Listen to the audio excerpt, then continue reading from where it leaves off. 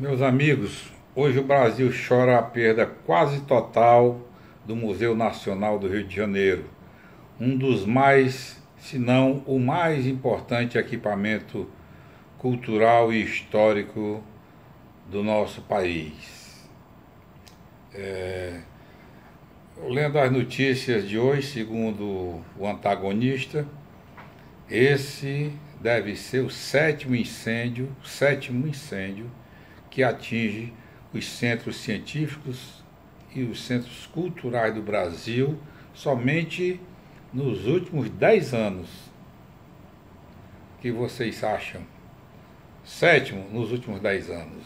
Em 2010, um incêndio destruiu o mais importante laboratório do acervo de espécies de cobras da região tropical do planeta, um acervo que vinha sendo estudado e catalogado e ampliado desde o século passado.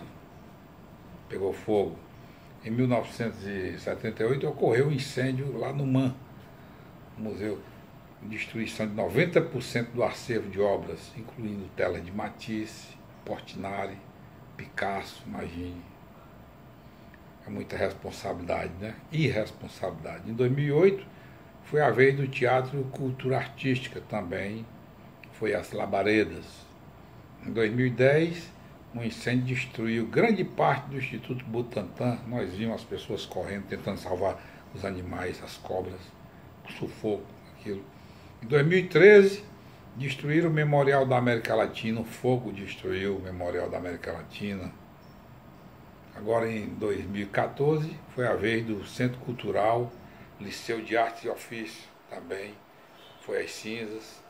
Em 2015, um fogo consumiu o Museu da Língua Portuguesa. 2015, 2016, queimou a Cinemateca Brasileira, um prejuízo imenso. A Cinemateca Brasileira foi também incendiada. E agora o Museu Nacional. O Museu Nacional, esses incêndios estão acontecendo uma vez por ano. A pergunta que eu faço é: qual será o próximo equipamento importante do Brasil que irá virar cinzas?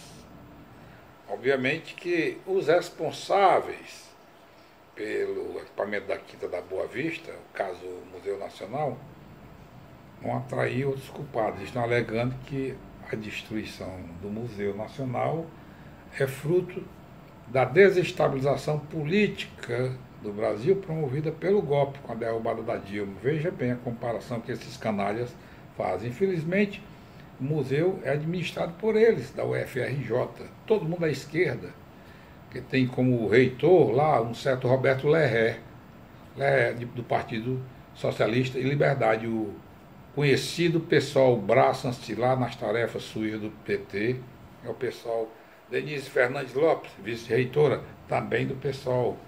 O PSOL, veja bem, aquele partido que defende Lula e o PT debaixo d'água, fora d'água. Pró-reitor de graduação, Eduardo Lopes, é filiado ao Partido Comunista Brasileiro. O Partido Comunista Brasileiro está lá, dentro da universidade. Roberto Antônio Gambini Moreira, pró-reitor de Desenvolvimento e Finanças, também é do PSOL. Também é do PSOL. Maria Melo, Malta, pró-reitora de Extensão, também filiada ao PSOL. Tem mais, tem muita gente. Aguinaldo Fernandes, pró-reitor de Pessoal, também é filiado ao PSOL. O pessoal tomou conta da UFRJ. Né? O decano da CCJE, Vitor Mário Iório, também é filiado ao PSOL. Todo mundo está lá. Por isso que aqueles canalhas lá do Congresso Nacional falam tanto na defesa do Lula e tal, porque não querem largar o osso. Em 2017, a Procuradoria da República fez uma representação contra esse reitor comunista por improbidade administrativa, né? Alegando que estava usando a universidade para promover eventos de cunho político partidário. A representação está avançando por aí. Então, agora querem culpar o governo federal, né, por falta de verbas para esse museu. Pode ter tido omissão mesmo, do governo, mas isso vem desde o tempo da velha Dilma, lá atrás, não é da agora, né? Os orçamentos de um ano para o outro. Então, já tinha dinheiro aprovado, 21 milhões aprovado para ser destinado. Não se sabe ainda, precisa investigar por que que o dinheiro não chegou até o museu. Onde é que usaram esse dinheiro, ou quem prendeu o dinheiro, onde está esse dinheiro. Porque não foi feito nada. Então, meus amigos, mas o fato é que neste ano, só neste ano, a Universidade Federal do Rio de Janeiro levou, embolsou 32 milhões só em emendas parlamentares complementares. 32 milhões. Né? Sem contar que a Universidade Federal do Rio de Janeiro possui um orçamento superior ao orçamento da maioria dos municípios do Rio de Janeiro. Né? Mas lá é uma zona, uma universidade imunda, suja, decadente. Né? A Faculdade de Medicina da UFRJ, que outrora era uma referência no nosso país, é um escombro, é uma lixeira aquilo, é imundice. O único departamento, se não dos únicos, que está mais ou menos bem preservado, é o Centro de Pesquisas da Fiocruz, né, da Fundação Oswaldo Cruz, que é administrado em separado lá em Manguinhos. É o único que está bem, é esse departamento. O reitor, Roberto Leher, do PSOL, estavam pedindo ao governo 100 milhões até o final do ano para sanear a universidade. 100 milhões. Né? Agora não sei como é que vai ficar, porque entregar dinheiro na mão dessa turma aí. A verdade é que essa gente vermelha, esses partidos da esquerda, lá do PT, os partidos comunistas, PSOL, essa turma adepta da guerrilha cultural, são capazes, esses caras são capazes de tudo para continuar mamando nas tetas da nação. Tá, a gente está vendo o esforço da cambada em torno do Lula, né, para salvar Lula, para continuarem aí. Mas não será nenhuma surpresa para mim, meus amigos, se a perícia descobrir que houve sabotagem no caso desse incêndio do Museu do Rio de Janeiro. Para mim não vai ser surpresa, porque eu conheço o pensamento dos comunistas, dos socialistas, sei perfeitamente o que deseja essa reca da esquerda, sempre desejou alterar, mudar, ou mesmo apagar a história do Brasil, sempre desejou.